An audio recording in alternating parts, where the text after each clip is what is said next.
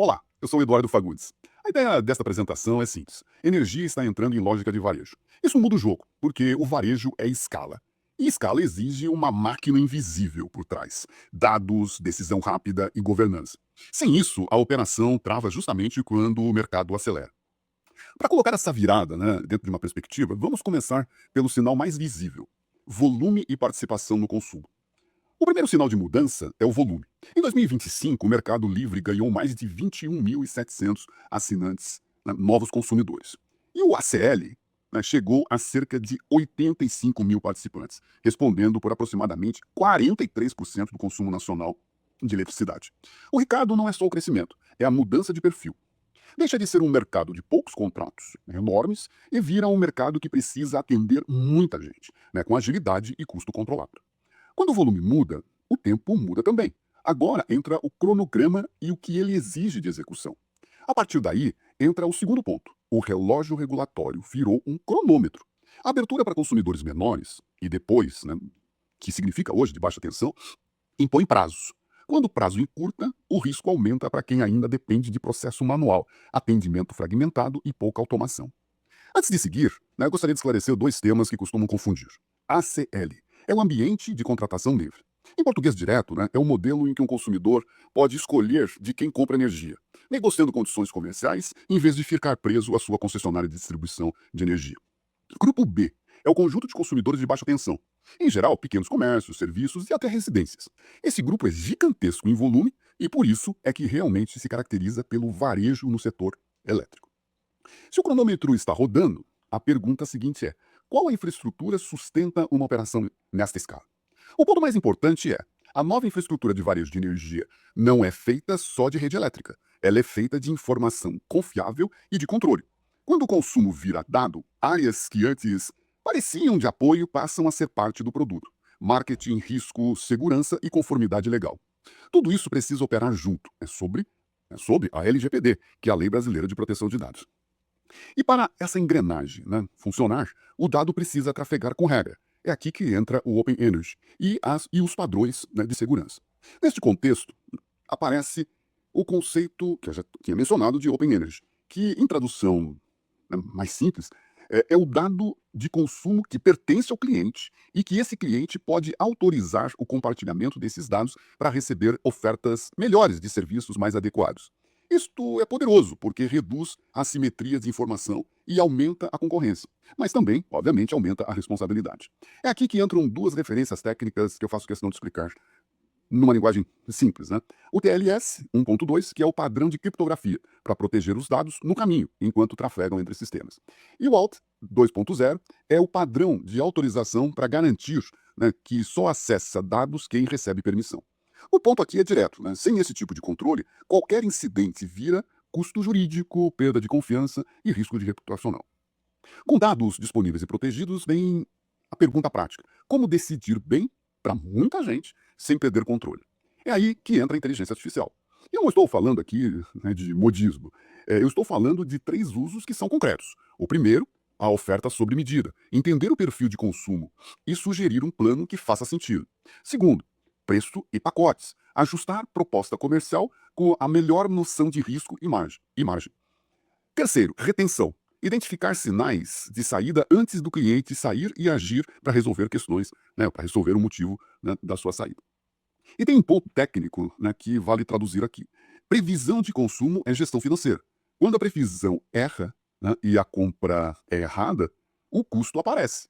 Por isso, surge uma métrica que é comum em previsões, que é o MAP, que mede o erro, o erro percentual médio. O recado aqui executivo é: o erro de previsão não é um detalhe estatístico, é dinheiro na mesa. Mas a inteligência artificial também tem seus riscos. A IA sem governança erra em escala. E um erro em escala vira inadimplência, reclamação e crise. Por isso, a regra é simples: automação com limites, validação e trilha com evidências. Mesmo com uma boa IA, nada funciona se a entrega do cliente for ruim. Então, o próximo passo é falar sobre a porta de entrada. Agora vamos ao ponto que é bastante sensível, o onboarding, que é a adesão. No varejo, a porta de entrada precisa ser rápida e segura. Se é difícil, o cliente desiste. Se é fácil demais, pode existir fraude. A proposta prática é automatizar o padrão e escala humano na exceção. Duas tecnologias ajudam: o OCR, né, que é a leitura automática da imagem, por exemplo, né, extrair dados de uma conta de luz fotografada, e o NLP, né, que é interpretar o texto para entender campos de contexto.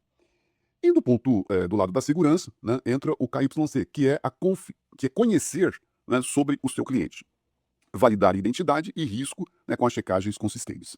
Isso reduz atrito, reduz retrabalho e aumenta a segurança. E na prática, reduz o CAC. Depois que o cliente entra, vem o desafio de manter. Energia, por natureza, tem baixa atenção do consumidor. Energia é commodity. A maioria das pessoas não quer pensar nisso, né, todo dia. Então, para reduzir o churn, é preciso melhorar o atendimento e o relacionamento com um mecanismo simples. Aqui eu trago dois exemplos, né, que eu gostaria de explicar. Né, eu vou te apresentar para vocês. O primeiro é de uma empresa de energia da Dinamarca que usa gamificação para educar e engajar, né, os seus clientes. A gamificação usa elementos de jogos, missões curtas, recompensas, trilhas, para tornar temas difíceis mais fáceis. O objetivo não é diversão. O objetivo é reduzir dúvidas, aumentar o uso do autoatendimento e diminuir o custo de suporte. O segundo é o Renato, né, que é da Reenergiza, que é uma frente de soluções do grupo Energisa aqui no Brasil. O Renato é um influenciador digital, né, usado para a educação energética. A função dele é traduzir assuntos técnicos em linguagem simples. No canal, onde as pessoas, né, já estão, isto reduz, né, o ruído, melhora a confiança e evita o cancelamento, né, por mal entendido. E existe um ponto de contexto que fecha essa loja. Conforme tudo fica mais digital, a rede fica mais pressionada. Existe um paradoxo no mundo todo.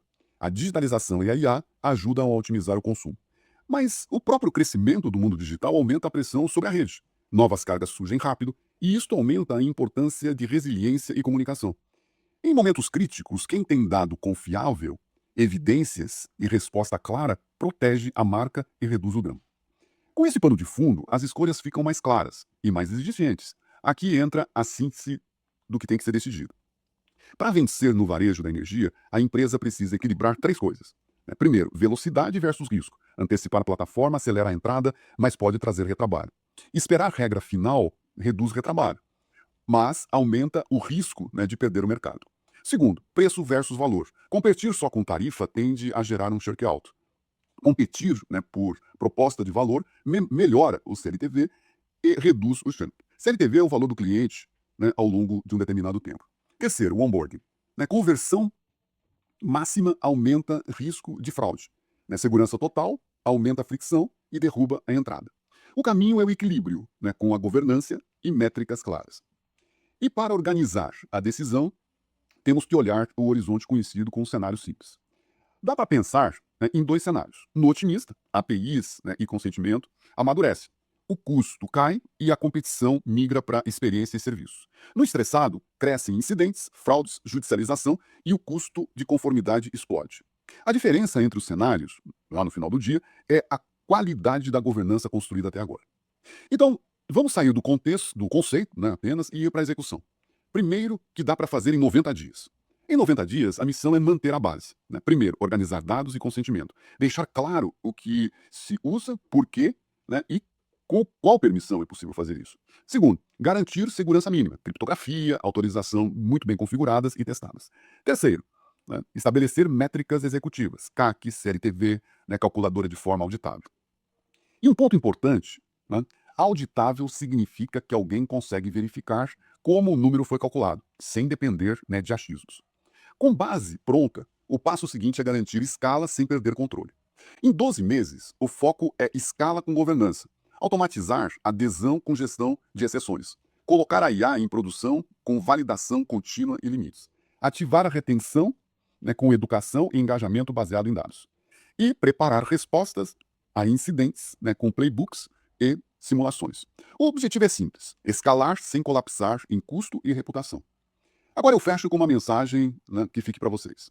Vencer no varejo de energia exige operar, né, com infraestrutura crítica e vender como varejo. O segredo não é só tecnologia, é confiança. E a confiança começa com governança de dados, processos e classes. Sem isso, não funciona. Bom, se você quer, né, se aprofundar um pouco mais nesse assunto, né, clique no link da descrição e você terá uma análise completa desse tema no nosso Think Tank de Tech em Energy. Um abraço.